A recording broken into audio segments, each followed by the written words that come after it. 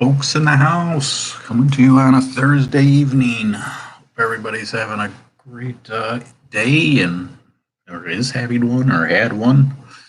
Um, Decide to throw a video together and somewhat decent weather and the weed picking this week has been crazy.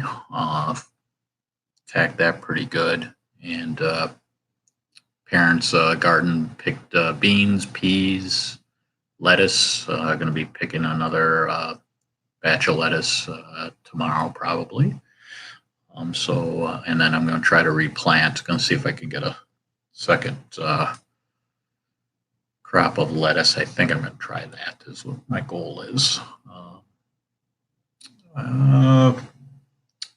One of the serious topics that I have brought up on a couple of my YouTube videos, topic of suicide this week. Oregon, some young adults, I don't know, I think former high school students proposed mental health days for students. I don't know the whole fact of it, but sounds like they're going to be given 5 mental health days. And the thing I got a kick out of this was on the news. I don't know if it was yesterday, the day before, but there were people criticizing this, that most students will take advantage of this.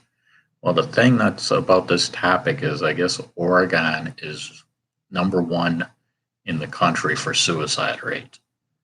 And to me, you have to do something, right or wrong, on the number of days. I think at least they're trying to do something, trying to address it.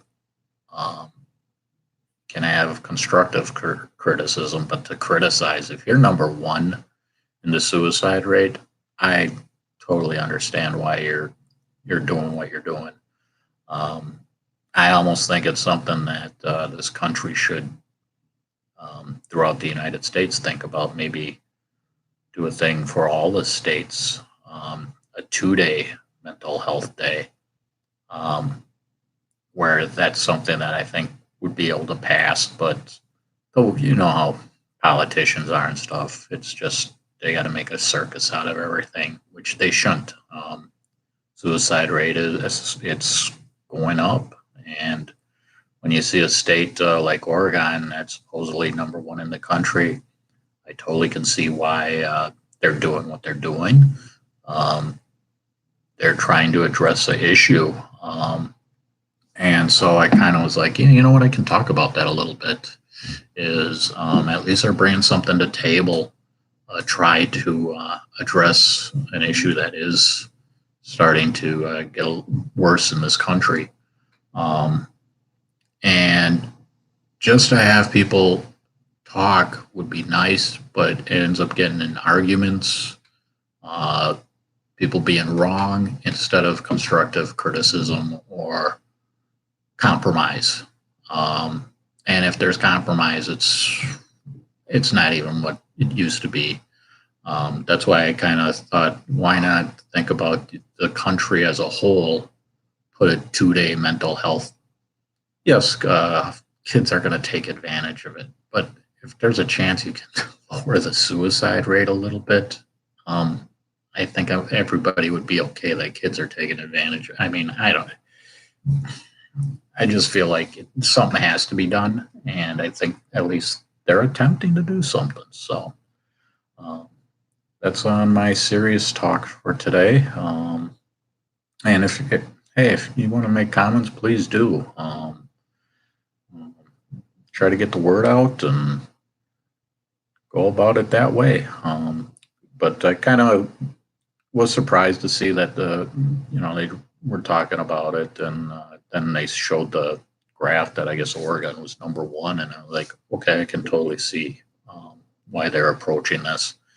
But instead of waiting for just one state to go about this, get the whole country to go about it. But who knows? Maybe it'll get the ball rolling. But I think it's something that it doesn't need to be in committee for in some meetings for weeks or months. It's something that it's like you go in, you get a week's time and figure it out how to get something passed. But that's my thoughts.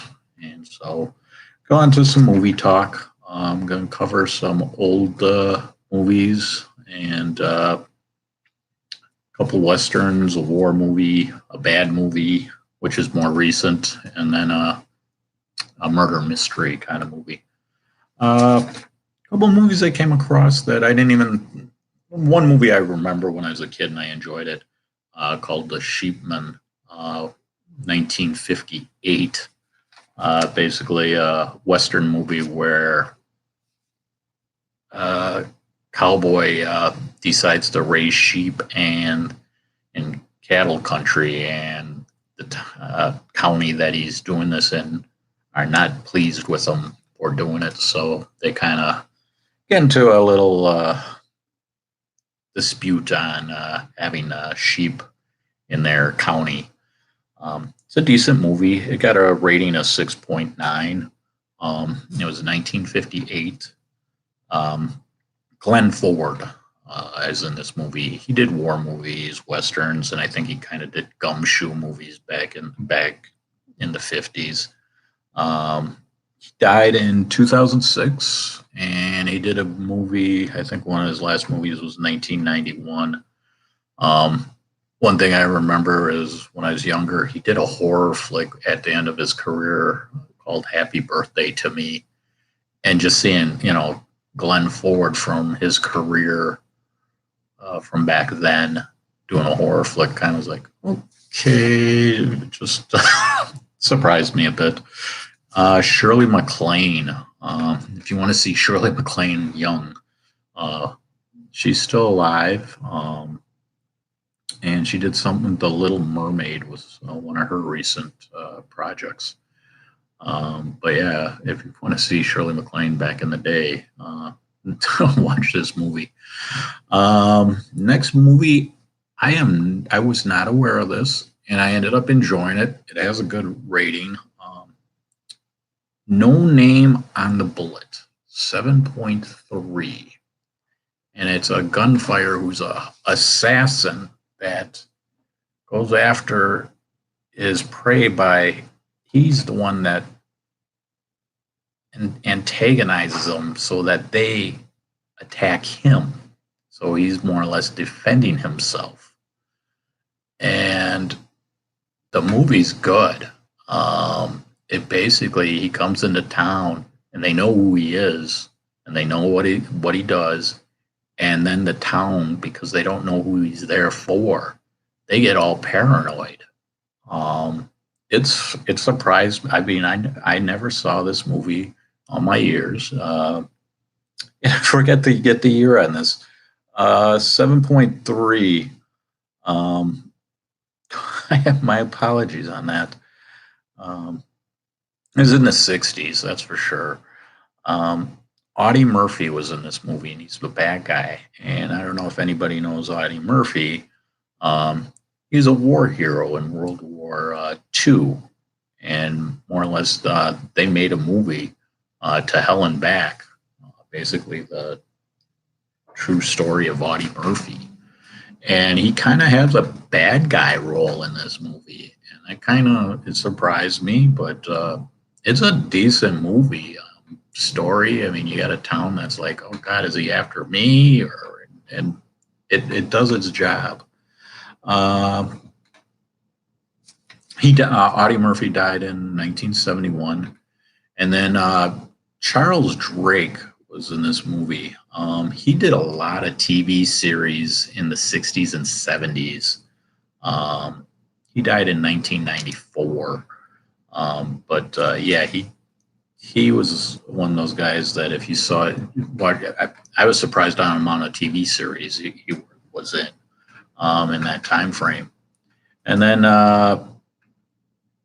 Joan Evans, she was also in this movie, and she did 50s and 60s. She made a career out of TV series, and it just looking at how many TV series they did in a year where they jumped back and forth, they really kept busy.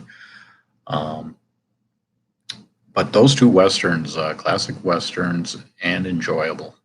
So if you're looking for westerns from back in the day, recommend those two movies.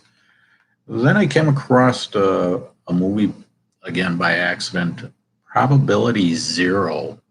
He said it's an American movie, but I think it's an Italian movie. Not 100% sure, but a war movie where they more or less get a bunch of misfits together to do a mission and to blow up some radar from a plane that the Germans captured from England. And I was this movie got a 5.5. It was 1969. I'll give it a 6. And I guess the 5.5 is all right, but it surprised me. I didn't know this was because once you've seen classic war movies, and you see something that you're like, I'm not sure if this is going to be any good or not. But it does its job. Cheap version, I guess. If you want. I'm not going to give it the Dirty Dozen because it doesn't have that many guys in it, but it kind of has that thing of how they recruit them and get them together kind of to go on this mission. Actor on this, Henry Silva. Basically did mafia movies. If you see his face, you'll notice him. What was funny about what I saw is the original Ocean's 11 back in 1960.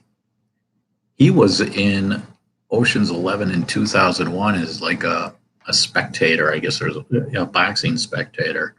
So that's kind of neat. A movie 41 years later, and he's in it. So he's still alive. And then Ricardo Salvino is in this. He's an Italian actor. He did something in 1999. Falcon was one of his last movies. And next, I'm going to be talking about a bad movie. And at first, I couldn't figure out a movie called Bad Company. And there's a Anthony Hopkins movie that's Bad Company. This isn't it. This is 2018. The movie got a 3.2. Basically, some troubled teens that are at a camp come across terrorists. And it's a point where it's like, it's got a good storyline if you think about it, but it just doesn't have the budget or the right, I don't know, director, screenwriter, something there that, because I was like, oh, this could have potential. And it just went down a road that it's like, why? It's like, just, again, Bad Company, 2018, 3.2. Bobo Stewart is in this. He recently did something, Number Roxy. And then Kyle Massey. Basically, he's grown up. He basically was a kid actor. And he became popular in That's So Raven back in the early 2000s. So, 10 years later, he's in this movie. And then my last movie, Murder Mystery, Ed McBaines' 87th Precinct, Lightning. The author, Ed McBain, did a television movie. A book was made for TV.